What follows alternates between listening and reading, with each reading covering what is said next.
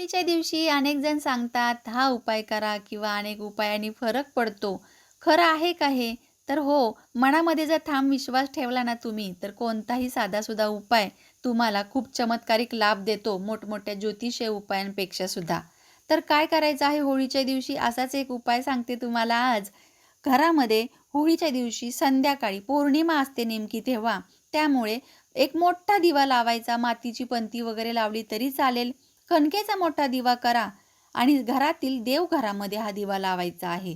सर्व देवांना 7 रंग अर्पण करायचे आणि मोठ्या दिव्यामध्ये तेल टाकून तो प्रज्वलित करून 7 रंग त्या दिव्यामध्ये टाकायचे. हा दिवा रात्रभर जळत राहिला पाहिजे हां, याची काळजी तुम्ही घ्यायची. यामुळे घरात कधीच जादूटोणा कोणावर होत नाही, कोणी काही करू शकत नाही आणि केला असेल तोही बेअसर व्हायला मदत होते. तर जरूर हा चमत्कारिक उपाय करा.